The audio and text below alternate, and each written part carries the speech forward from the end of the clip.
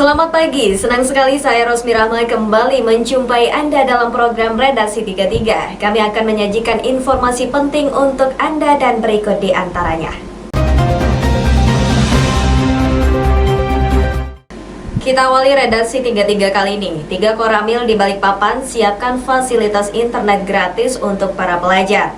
Hal ini dilakukan untuk mengurangi beban masyarakat di tengah pandemi COVID-19. Kodim 0905 Balikpapan menyiapkan internet gratis untuk mengikuti pelajaran daring selama kegiatan belajar tatap muka dihentikan sementara lantaran COVID-19 yang masih terus bertambah jumlahnya. Internet gratis ini disiapkan di 3 lokasi Koramil yang ada di kawasan Balikpapan Selatan, Balikpapan Utara, dan Balikpapan Barat. Pemberian internet gratis dan fasilitas meja akan terus dilakukan oleh Kodim 0905 Balikpapan agar para pelajar tidak khawatir akan ketinggalan mata pelajaran lantaran tidak memiliki paket kuota internet. Diharapkan dengan adanya fasilitas internet gratis, para pelajar bisa terus melakukan kegiatan belajar meskipun secara online. Fasilitas internet ini akan dibuka selama 24 jam, namun dikhususkan untuk sarana belajar. Dandim 0905 meminta agar fasilitas internet yang sudah ada dapat dimanfaatkan oleh para pelajar yang dekat dengan lingkungan Koramil yang ada di 3 wilayah Balikpapan.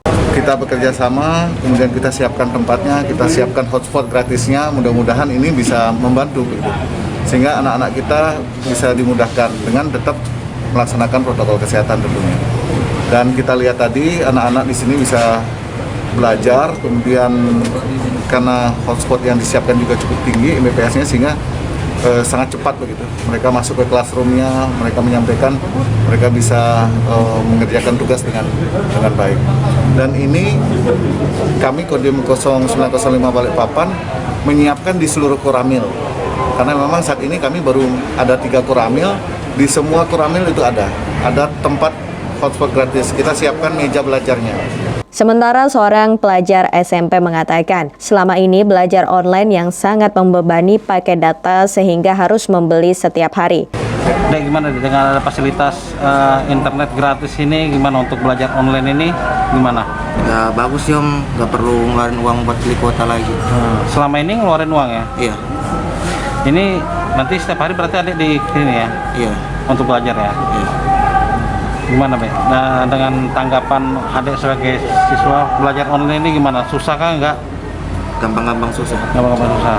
Repotnya apa? Beli kuota ya? Iya, repotnya beli kuota lagi. Dengan adanya internet gratis, tidak khawatir akan kehabisan paket data saat belajar. Internet gratis yang ada di 3 Koramil di Kodim 0905 merupakan kerjasama dengan pihak PLN dan PJB Balikpapan. Dari Balikpapan, Muhammad Idris, Tim Kaltim TV. Mari kita memerangi virus corona dengan mematuhi imbauan pemerintah, stay at home. DPRD bersama pemerintah Kota Samarinda mulai membahas APBD perubahan tahun 2020. Setelah refocusing anggaran dilakukan bulan April dengan membongkar APBD murni, kini dilakukan penataan kembali program-program yang sempat tersisihkan. Memasuki bulan September 2020, Pemkot bersama DPRD Samarinda mengutak-atik lagi APBD tahun 2020. Guncangan yang terjadi akibat pandemi COVID-19 dibahas kembali sejauh mana gangguannya terhadap program yang telah disusun pihak eksekutif bersama legislatif ketika menyusun APBD murni tahun 2020. Sugeng Hairudin selaku Ketua Tim Anggaran Pemerintah Daerah TAPD Samarinda yang menghadapi langsung para wakil rakyat yang dipimpin PLT Ketua DPRD Helmi Abdullah. Jika dulu APBD murni tahun 2020 ditetapkan 3,24 triliun, Pemkot perlu menjelaskan lagi bagaimana perjalanannya setelah penganggaran pandemi ini. Ya, yang dibahas ya apa kegiatan yang akan diusulkan dalam perubahan. Karena kan kemarin ada yang dipotong-potong kan, ya. Kita usahakan mau dikembalikan, gitu. Nanti mana yang bisa mencapai progres atau enggak, gitu. Nah, baru sekitar itu. Hari ini kita masih membahas, belum ada yang disepakati. Hari ini kita membahas masalah KUA, KUPAP, dan PPAS perubahan 2020, membahas masalah belanja. Jadi belanja itu ada belanja murni sebelumnya itu 501, terus ada belanja perubahan tambahan 531. Nah, kita meminta kepada pihak Pemkot datanya apa-apa yang belanja itu yang muncul. Nah, kita ingin mau tahu aja apakah dalam sisa waktu yang tersiksa ini semua belanja itu akan bisa diselesaikan pada akhir tahun 2020. Nah, nanti kita akan memberikan masukan kalau memang nanti anggaran itu bisa terserap, berarti anggaran itu bisa diteruskan. Kalau memang tidak bisa terserap, kita akan alihkan ke mana-mana yang lebih prioritas. Nah, itu aja sebenarnya. Ya, termasuk dengan anggaran yang dipotong kemarin itu Pak, yang masih kurang-kurang itu mungkin. Loh iya, itu kan dikembalikan semua. Jadi dari belanja yang kemarin dikembalikan lagi walaupun itu tidak semuanya. Nah, jadi fokus pada itu. Dana refocusing untuk menangani pandemi COVID-19 ditetapkan Pemkot Samarinda sebesar 350 miliar rupiah. Dana itu difokuskan penanganan di bidang kesehatan 290,7 miliar, jaring pengaman sosial 43 miliar, dan mengatasi dampak ekonomi 16 miliar. Tim Kaltim TV, Hardin melaporkan.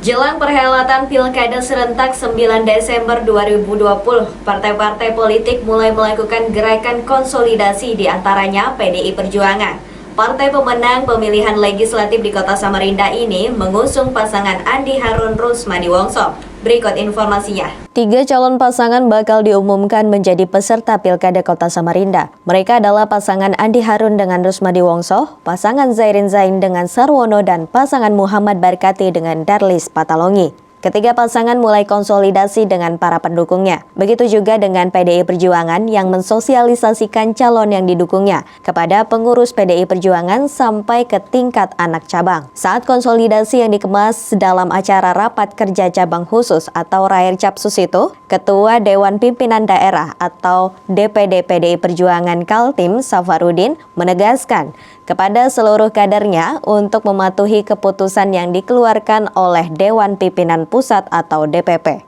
mendukung total dan memenangkan pasangan Andi Harun Rusmadi Wongso. Mungkin, dari wartawan saya itu, mungkin ada perbedaan menurut persepsi kita beberapa waktu yang lalu, tapi mulai turun, setelah ada turun SK Ketua Umum PDI Perjuangan, tidak ada lagi berbeda persepsi kita. Harus memenangkan Pak Andi Harun dan Pak Rusmadi.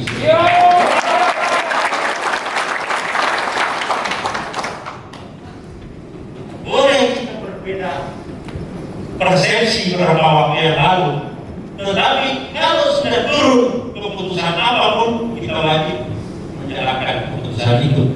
Menyempurnakan legitimasi yang begitu kokoh di perspektif politiknya, karena kita mencukupi 31 kursi dari 45 kursi di DPRD Kota Samarinda. 3/4 legitimasi politik itu sangat kuat, dan insya Allah bersama PDI Perjuangan kita akan mengukir prestasi-prestasi dan lompatan-lompatan baru yang akan kita kerjakan bersama-sama. Kepentingan yang jauh lebih besar, kemudian kemajuan yang jauh juga lebih besar bagi pengembangan dan pembangunan serta kemajuan Kota Samarinda yang akan datang. Itu sebabnya kita akan mengusung satu visi, mewujudkan Samarinda sebagai kota pusat peradaban melalui kepemimpinan visioner, inovatif. Tim Kaltim TV, Hardin dan Heriman melaporkan.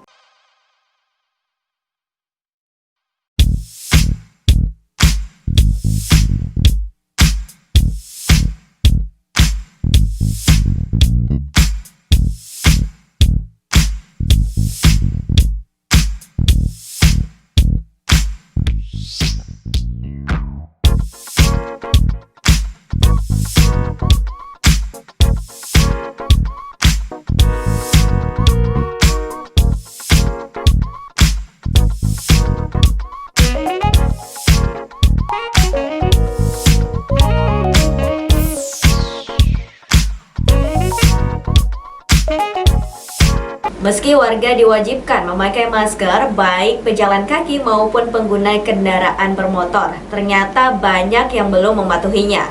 Hal tersebut membuat Polri turun tangan berpartisipasi untuk membagi-bagi masker untuk warga.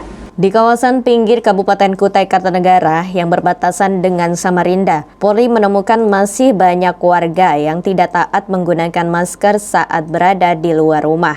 Di sekitar Jalan Lojanan, banyak pejalan kaki dan pengendara yang mengabaikan wajib masker sebagai upaya memutus mata rantai penyebaran virus corona.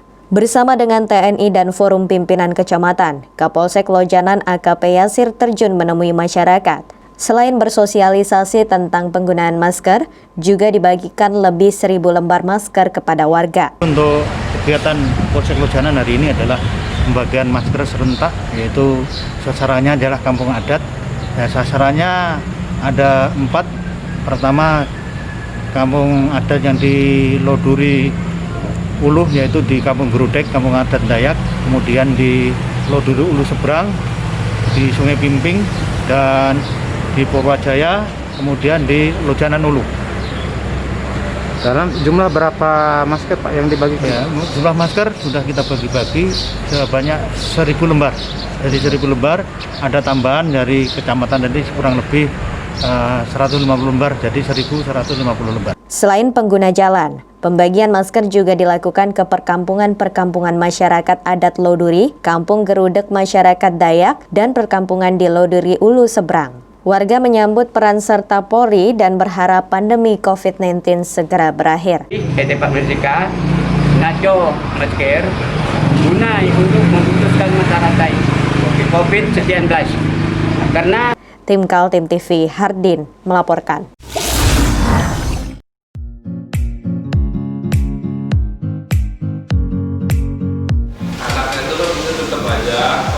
Cara mudah beriklan digital di Kaltim TV.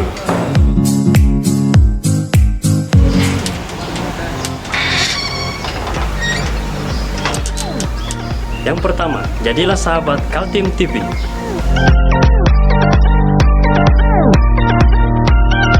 Dengan Rp1 juta, para sahabat mendapat 20 kali tayang di slot berita kamu.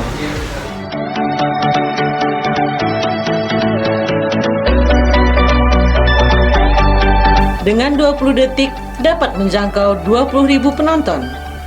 Anda beruntung karena mendapat kesempatan perdana dari kami. Ayo jadilah sahabat Kaltim TV. Seorang asisten rumah tangga nekat melakukan penipuan. Korban penipuan tak lain merupakan majikannya sendiri. Berdalih memiliki kawan di Penggadaian, korban berhasil diperdaya hingga Rp27 juta. Seorang asisten rumah tangga digiring petugas Reskrim Polresta Balikpapan pada Sabtu siang. Tersangka melakukan aksi penipuan terhadap majikannya sendiri pada 7 Juli lalu. Tersangka IS 44 tahun melakukan aksi penipuan saat sang majikan hendak menggadaikan emasnya seberat 40 gram di Penggadaian.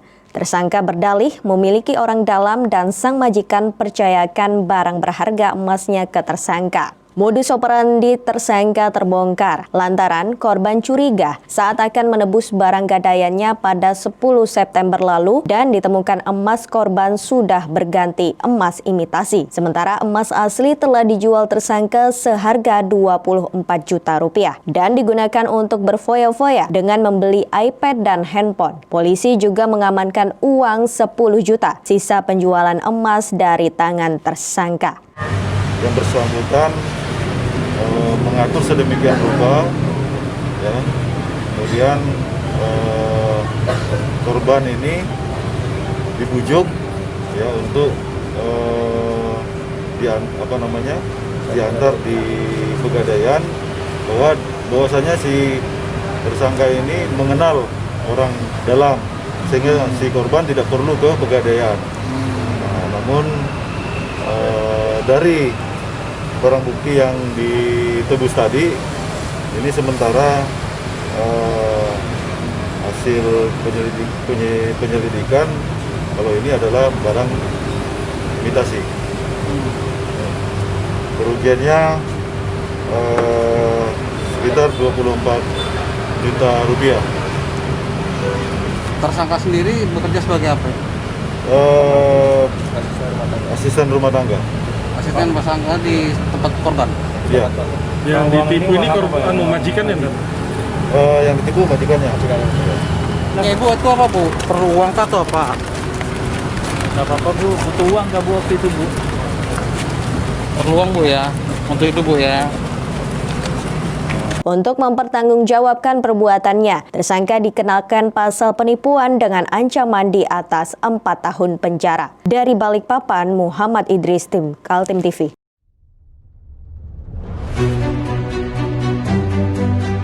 Untuk hari ini kita ada kegiatan untuk membungkus sembako untuk dibagikan ke masyarakat yang membutuhkan karena COVID-19 ini. Semoga kita sukses semua. Amin. Harus kerjasama yang bagus. Pancasila! Amin. Pancasila! Amin. Pancasila! Amin. Merdeka! Merdeka!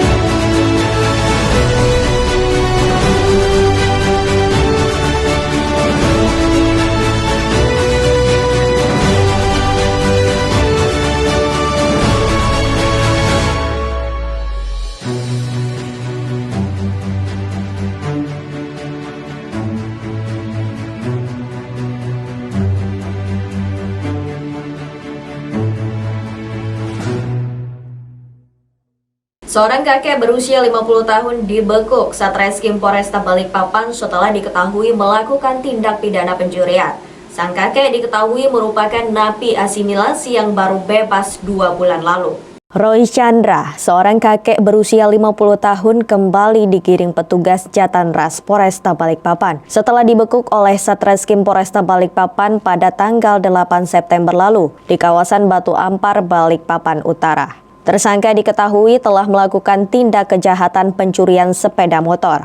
Modus operandi tersangka dengan berjalan kaki untuk mencari motor yang kuncinya masih menempel di motor. Oleh tersangka, motor langsung dibawa lari. Motor hasil curian digunakan oleh tersangka untuk berjalan-jalan. Tersangka juga diketahui merupakan narapidana yang baru saja bebas mengikuti program asimilasi 2 bulan lalu. Modus operandi tersangka ini, beliau ini mengambil motor pada motor-motor yang kuncinya masih menempel di motor.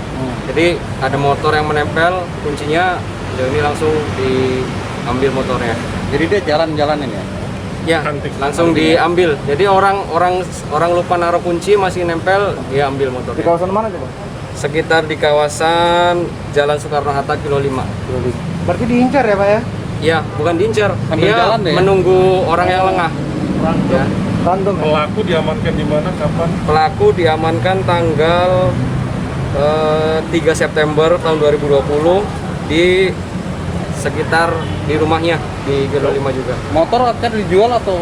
Motor sementara kalau pengakuan dari tersangka masih dipakainya. Pelaku residivis?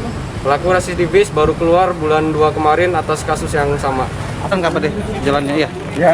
Jadi ngeliatin gitu aja, nungguin atau gimana? Sambil jalan. Sambil jalan? Jalan kaki itu ya? Iya, jalan kaki. Motor itu jual cari kerja, Pak. Enggak, dipakai jalan aja. Buat apa cari jalan kemana? Cari kerja? Cari kerja. Tersangka dikenakan dengan pasal 363 KUHP tentang pencurian dengan ancaman di atas 5 tahun penjara. Dari Balikpapan, Muhammad Idris, tim Kaltim TV.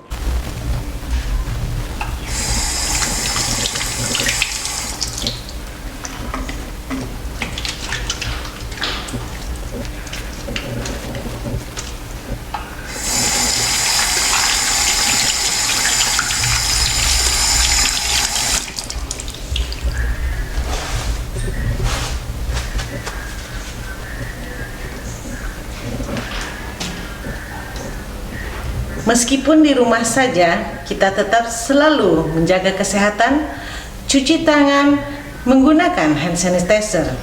Ingat, mulailah dari diri sendiri.